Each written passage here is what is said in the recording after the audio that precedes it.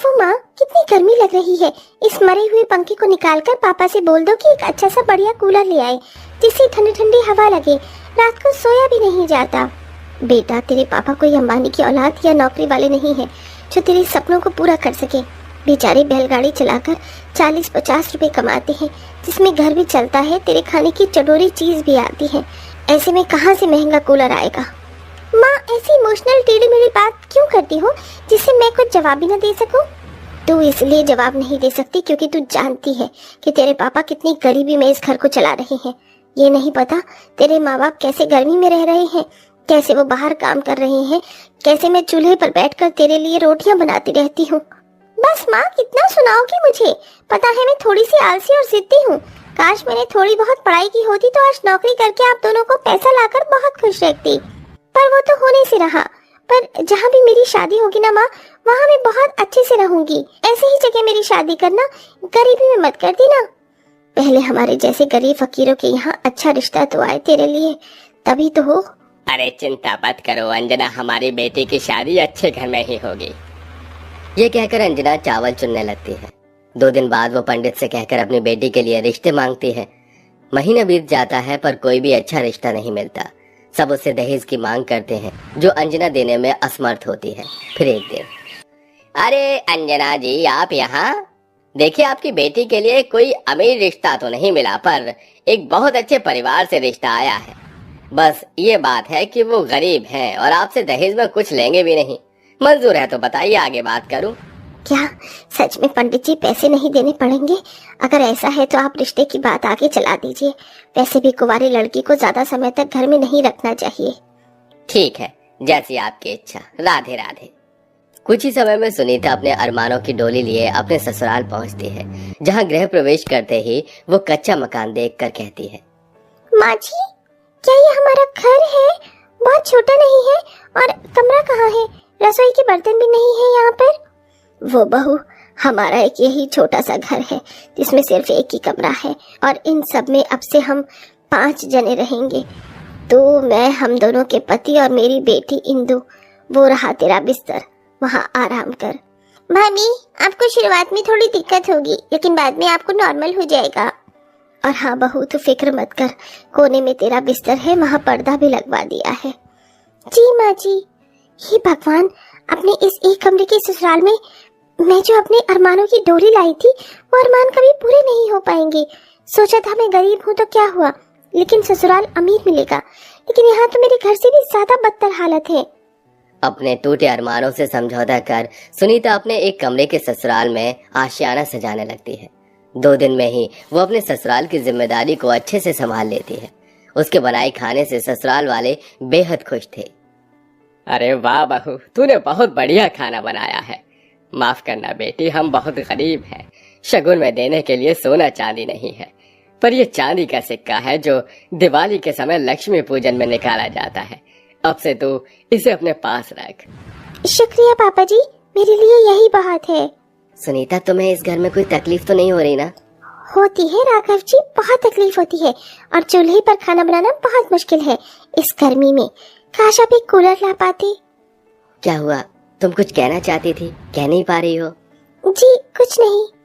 सुबह से शाम हो जाती है। सुनीता इस एक कमरे के कोने की रसोई में चूल्हे पर खाना बनाती है, जिससे बहुत ज्यादा गर्मी लगती है। ऊपर से एक ही कमरे में सारे ससुराल वाले रहते थे, इस वजह से और गर्मी का तापमान दुगना लग रहा था। हे भगवान, देखो तो सही कैसे पसीना आ रहा है मुझसे। तो ये गर्मी काटे ही नहीं कट रही। अब किस मुंह से कहूँ इन लोगों को से कि एक कूलर ही लगा दो। अरे बहू, रोटी जल गई, कहाँ ध्यान है तेरा? सॉरी माँ जी, वो गलती से हो गया। सुनीता उस रोटी को हटाकर दोबारा रोटी बनाती है। जैसे तैसे गर्मी में परेशान होकर सुनीता खाना बना देती है, पर रात को गर्मी से उसे नींद ही नहीं आती। ऊपर से मच्छर परेशान करने लगते हैं, जिन्हें वो मारने के लिए ताली बजाती है। ओहो, इन मच्छरों की तो ऐसी की तैसी, ये तो मुझे सोने ही नहीं दे रहे। और मेरे पति को देखो कितने आराम से सो रहे हैं। राघव जी, आप इतनी गर्मी में कैसे सो सकते हैं?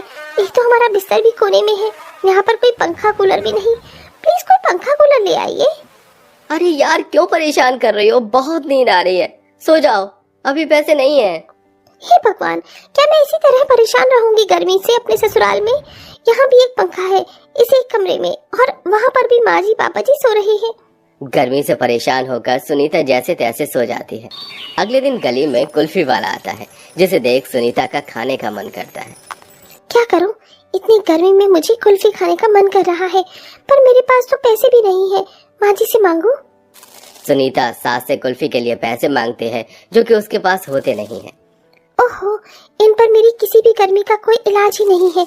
वहाँ देखो, ननद कैसे कुल्फी चूस चूस कर खाई जा रही है। गर्मी में सिर्फ सुनीता ही नहीं, एक कमरे में रहने वाले बाकी लोग भी गर्मी से बहुत परेशान थे। अरे भगवान, इतनी तेज गर्मी कैसे हो रही है?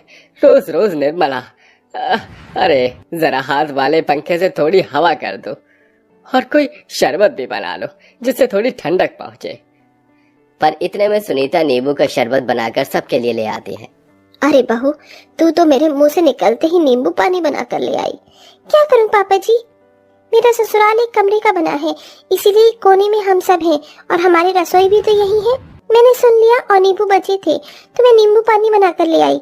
ऐसा नहीं हो सकता कि हम कूलर लगा लें, बहुत गर्मी लगती है। बहू, गर्मी में कूलर बहुत ज्यादा महंगे हैं इस वक्त, और पैसे का ठिकाना कहीं से नहीं है। मैंने रात को राघव से बात की थी, वो नई जगह पर लगा है, उसे 2 महीने से पहले पैसे नहीं मिलेंगे। हाँ बहू, 2 दिन बाद खाना खाने के लिए तरसना पड़ेगा। माँ जी, ऐसे तो हमारा बहुत बुरा हाल हो जाएगा। हाँ भाभी, पर इस गर्मी की मार झेलने के अलावा और हम कर भी क्या सकते हैं? 2-4 दिन बाद गर्मी से सबका हाल बुरा हो जाता है। सास ससुर के माथे पर, गर्दन पर घमौरी होने लगती है, जिस वजह से वो खुजली करते रहते हैं और लाल लाल रैशेस पड़ जाते हैं, जिसे ठीक करने के लिए सुनीता एलोवेरा के पेड़ से जेल लाकर लगा देती है। शुक्र है बहू, तूने ये हम दोनों के लगा दिया, वरना गर्मी से तो बहुत ज्यादा जलन पड़ रही थी। अरे माँ जी, ये तो मुझे पता था, इसीलिए मैंने कर दिया। आप आराम कीजिए, दोबारा जलन हुई तो ये जेल सूख गया तो आप वापस ये लगा लेना, कटोरी में रखा है।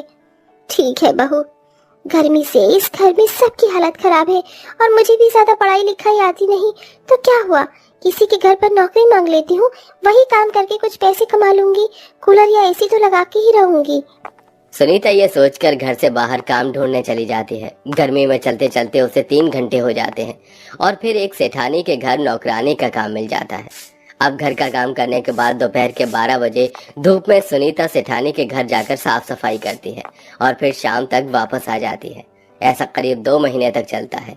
2 महीने बाद दोनों की पगार आ जाती है, जिससे सुनीता घर में एसी लाने की बात करती है। अरे बहू, तू ये क्या बात कर रही है? इस घर में एसी लाने वाली है? हाँ बाजी पापा जी, दरअसल मैं काम करके पैसे इकट्ठे कर रही थी, और अब तो जून का महीना आ गया है, गर्मी से बुरा हाल है। पर सुनीता, हमारा घर कच्चा है, ये एसी नहीं झेल पाएगा। मेरे पास एक आइडिया है, मैं थोड़ा लोन उठा लेता हूँ, उन पैसों से इस घर को 2 मंजिल का बनवा लेता हूँ, ताकि अलग अलग कमरा हो जाए, लेकिन नीचे के हॉल में एसी लगवा देंगे, जिससे सब साथ में सो पाए, और बाद में भगवान की दुआ से पैसे रहे तो हमारे कमरे में भी एसी लग जाएगा, क्योंकि एक ही कमरे में ज्यादा जनों के रहने से भी हीट बढ़ती रहती है। अरे वाह भैया, आपने तो बहुत अच्छा आइडिया दिया है, मुझे आपका आइडिया पसंद आया, और आप चिंता मत कीजिए, लोन के पैसे निकलवाने में मैं आपकी मदद करूंगी। और भैया, मेरी कॉलेज की छुट्टी पड़ गई है, तो मैं भी बच्चों को ट्यूशन पढ़ाकर मदद करूंगी। ये देख सास ससुर भावुक हो जाते हैं। 15 दिन वो और गर्मी की मार झेलते हैं। साथ ही लोन के पैसों से उनकी 2 मंजिल के 2 बड़े कमरे तैयार हो जाते हैं। नीचे के हॉल में एसी लग जाता है, जिसकी ठंडी ठंडी हवा से घर के सभी लोग खुश हो जाते हैं। अरे वाह बहू, मजा आ गया, आज से पहले मैंने ऐसी एसी की हवा कभी नहीं खाई थी। मैंने भी माँ जी। शुक्रिया बहू, तुम मेरे बेटे का सहारा बनी हो, तो इस घर में एसी आ गया, और ये कच्चा घर भी पक्के घर में बदल गया, वरना कभी हो ही नहीं पाता। हाँ सुनीता, मैंने तुम्हें बहुत गर्मी में परेशान होता हुआ देखा है, पर वक्त के साथ सही पैसे आने लगेंगे तो मैं तुम्हें बहुत खुश रखूंगा। आप चिंता क्यों करते हैं, मैं आपके साथ हर हाल में खुश हूँ। अब तो एसी भी आ गया है, सब साथ में यहीं सोएंगे। इस तरह बहू और बेटे के संघर्ष से घर भी बन जाता है, और वो सब ठंडी ठंडी एसी की हवा का लुत्फ भी उठाकर खुशी खुशी रहने लगते हैं। हेलो दोस्तों, कैसे हैं आप सब? हमारी कहानियाँ देखने के लिए हमारे चैनल को सब्सक्राइब कीजिए और हाँ, बेल आइकॉन पर क्लिक करना मत भूलिएगा। पानी का महत्व। पानी का महत्व। नीरपुर गांव चारों तरफ पहाड़, हरियाली और खूबसूरती से घिरा हुआ था। वहाँ के लोग ज्यादातर खेती किया करते थे। गांव के लोगों को प्राकृतिक चीजों की कोई कमी नहीं थी। पेड़ पौधे, पानी, हरियाली। नीरपुर एक बहुत ही सुंदर और हरी भरी जगह थी। पानी पानी पानी, मुझे प्यास लगी है। नीरपुर में तो इतना पानी था, पर यहाँ दूर दूर तक कुछ दिखाई नहीं दे रहा है। अरे अरे, उठो, क्या हुआ है? क्यों इतना चिल्ला रहे हो? तभी हरी नींद से हड़बड़ाकर उठता है। कुछ नहीं, आंख लग गई थी बस। बुरा सपना देख लिया था शायद। खैर छोड़ो, तुम लोग क्या कर रहे थे? हमेशा की तरह बारिश होती रहेगी और हमारे खेत ऐसे ही रहेंगे। हाँ भाई, अगर नीरपुर में बारिश और पानी नहीं होगा तो कहाँ होगा? साक्षात देवताओं का वास है हमारे गांव में। कभी किसी चीज की कमी नहीं होती। गांव के कुछ और लोग चौबारे के पास अपने खेतों और फसलों की बातें कर रहे थे। तभी वहाँ पर गांव के एक बड़े बुजुर्ग बाबा किरोड़ी मल आ जाते हैं। तुम्हें पता भी है, आने वाले समय में पानी सबसे बड़ा संकट बनेगा। हो सकता है कि तीसरा विश्व युद्ध भी पानी की वजह से ही होगा। अभी अभी देखे बुरे सपने की वजह से हरी का ध्यान किरोड़ी मल की बातों पर जाता है। बाबा, आप कैसी बातें कर रहे हो?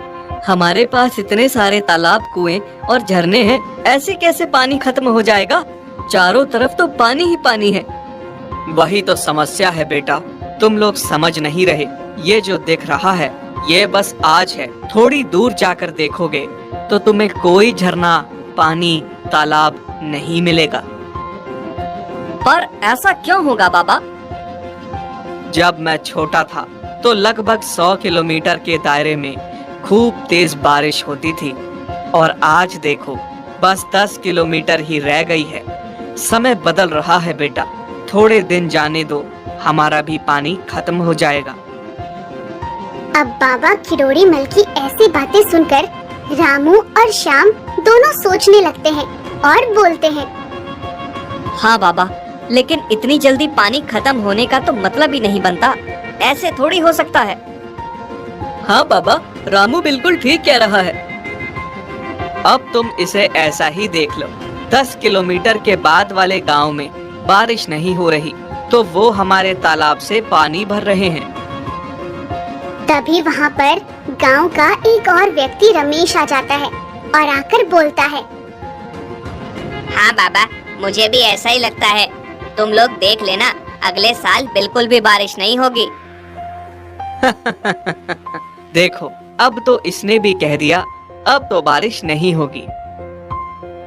सब लोगों को बाबा किरोड़ी मल की बातों का ज्यादा असर तो नहीं पड़ता, लेकिन रमेश के मुंह से ये बात निकलते ही सब परेशान हो जाते हैं, क्योंकि गांव में सभी का मानना था कि रमेश जो भी अपने मुंह से निकालता है वो सच हो जाता है, और बुरी चीज तो खास तौर पर। बाबा, आपका तो पता नहीं, लेकिन अब इस काली जुबान ने बोल दिया, अब नहीं होगी बारिश। गई हमारी फसल भी और खेत भी। बोल तो दिया है, लेकिन इसका कोई उपाय तो होगा। अब आगे क्या करना है ये बताओ।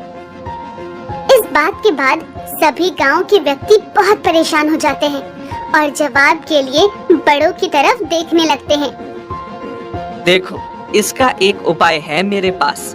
अभी अगले साल को आने में 2 महीने बाकी हैं। सब मिलकर एक काम करते हैं, जितना हो सकता है बारिश का पानी इकट्ठा कर लेते हैं। अगले साल सिंचाई और व्यापार के काम आएगा। हाँ बाबा, अब तो लगता है कि यही करना पड़ेगा, लेकिन ये सब होगा कैसे? एक आदमी चिंता भरी आवाज में बोलता है। हाँ, लेकिन पानी को भला कोई कैसे इकट्ठा कर सकता है? हो सकता है, और हमें पानी को इकट्ठा करने के लिए गांव में और भी तालाब बनाने होंगे। सारे लोग बाबा किरोड़ी मल के कहे मुताबिक काम में लग जाते हैं। सभी लोग मिलकर गांव में खुदाई कर और कई सारे तालाब बना देते हैं। सारा काम होने के बाद गांव के लोग फिर से इकट्ठा होते हैं। हमने तालाब तो बना ही दिया है, काश अब अगले साल पानी की परेशानी ना हो। हाँ, तुम सही कह रहे हो। तालाब में इकट्ठा होने वाले पानी से मदद तो मिलेगी, लेकिन इतना करना अभी भी काफी नहीं है। हमें हमारे गांव के आसपास जितने भी 4-5 पहाड़ हैं, उन पे पेड़ लगाने होंगे। लेकिन बाबा, पेड़ क्यों? देखो, हमने पानी इकट्ठा करने का तरीका तो ढूंढ लिया, लेकिन एक साल में उतनी ही बारिश होती है कि साल की भरपाई हो जाए। अगर हम ज्यादा से ज्यादा पेड़ लगाएंगे तो इस इलाके में और भी बारिश होगी, जिसमें ज्यादा पानी इकट्ठा होगा। सही है, तो हम एक काम करते हैं, हम 2 महीनों में पहाड़ों को पेड़ों से भर देते हैं। अब बाबा के कहे अनुसार गांव के सभी लोग पेड़ लगाना शुरू कर देते हैं। देखते ही देखते चारों ओर पहाड़ियां पेड़ों से भर जाती हैं और हरी भरी हो जाती हैं। साथ ही साथ सभी लोग गड्ढे खोद देते हैं जिनमें पानी भर जाए, और उनके साथ साथ रास्ता बना देते हैं ताकि बारिश का पानी इधर उधर जाने के बजाय गड्ढे के जरिए जमीन में वापस चला जाए। मुझे लगता है कि अब हम सबने सारा काम पक्का कर दिया। इस साल की बारिश के इकट्ठा हुए पानी से हमारा काम चल जाना चाहिए। हाँ, बाबा के कहे अनुसार पेड़ों की वजह से बारिश अच्छी हुई है इस बार, और हमारी बनाई हुई सारी नहर और गड्ढे भी भर चुके हैं। अगले साल की सिंचाई में भी कोई परेशानी नहीं आएगी। बाबा, आपने बिल्कुल सही उपाय बताया था पानी को इकट्ठा करने का। अगर बारिश ना भी हुई तो भी गुजर चल जाएगा। अब बारिश का मौसम आता है और खूब जोरदार बारिश होने लगती है। सब लोग तो कुछ और ही अंदाजा लगाकर बैठे थे। अब बारिश देखकर गांव के सभी लोग एक जगह इकट्ठा हो जाते हैं। पर रमेश ने तो बोला था कि इस बार बारिश नहीं होगी। ये तो पिछले बार से भी तेज बारिश है। इसका मतलब इन्होंने मिलकर हमसे झूठ बोला। हाँ, और हमने जो बेवजह इतनी सारी मेहनत की, उसका क्या? ये सभी लोग आपस में बातें कर ही रहे होते हैं कि तभी ये लोग देखते हैं कि बहुत सारे लोग भीड़ में इकट्ठा होकर उनकी तरफ चले आ रहे हैं। ये इतने सारे लोग एकदम से यहाँ क्यों आ रहे हैं? तभी गांव के लोग देखते हैं कि वो सभी अपने हाथों में फल और मिठाई लिए हुए हैं और उन सभी के चेहरे पर मुस्कान थी। तभी उनमें से एक व्यक्ति आगे आकर बोलता है, हम लोग पास के गांव सीमापुर से आए हैं। मैं वहां का सरपंच हूं। हम लोग आपका बहुत धन्यवाद करना चाहते हैं, खास तौर पर सरपंच जी, बाबा करोड़ीमल और रमेश का। आप लोगों की वजह से ही ये सब हो पाया है। ना जाने कितने सालों बाद हमने बारिश देखी है। इंद्रदेव तो मानो हमसे रूठ ही गए थे। फिर वो सभी लोग एक एक करके बड़े लोगों के पैर छूने लगते हैं और उनकी आंखों में आंसू थे। अरे आप लोग ये क्या कर रहे हैं? कम से कम पैर तो न छूइए। ये तो बहुत छोटी सी चीज है बाबा, जो आपने हमारे लिए किया है उसका एहसान तो हम कभी नहीं भूलेंगे। तभी बाबा किरोड़ी मल आगे आकर बोलते हैं, ये कोई एहसान वगैरह नहीं था। दरअसल हमें पता था हमारे यहाँ इस साल हर बार की तरह बारिश होगी। तो फिर आपने हमसे इतनी मेहनत क्यों करवाई?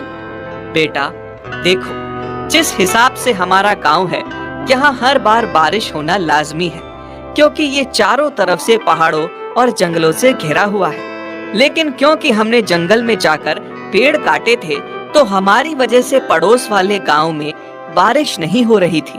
हाँ, अब जो पेड़ हमने लगाए हैं, उससे क्या होगा कि जो बादल हर साल बिना बारिश के यहाँ से चले जा रहे थे, पेड़ों की वजह से वो एक जगह इकट्ठा हो जाएंगे। और हमारे यहाँ तो बारिश हुई है, पड़ोस के गांव में जो बारिश हमारे पेड़ काटने की वजह से नहीं हो रही थी, वो भी इस साल हो गई। और जो पानी इकट्ठा किया था, वो लोगों के भी काम आएगा और हमारे भी। बाबा, हम अब सीमापुर के लोगों को देखकर समझ गए कि पानी का क्या महत्व है और आपने हम सबसे मेहनत क्यों करवाई। हाँ, पानी की कमी होना वाकई में एक समस्या बन सकती है, हमें खुद ही पानी बचाना चाहिए, बल्कि प्रकृति की और चीजों को भी नुकसान नहीं पहुंचना चाहिए। चलो, आखिरकार तुम लोगों को मेरी बात समझ आ गई। तो ये कहानी आपको कैसी लगी हमें कमेंट पे बताएं एंड हमारे चैनल को सब्सक्राइब करके बेल नोटिफिकेशन ऑन करना मत भूलिए। और हाँ, अगर आपको वीडियो अच्छी लगी तो हमारे चैनल का मेंबरशिप भी ज्वाइन कर लीजिए।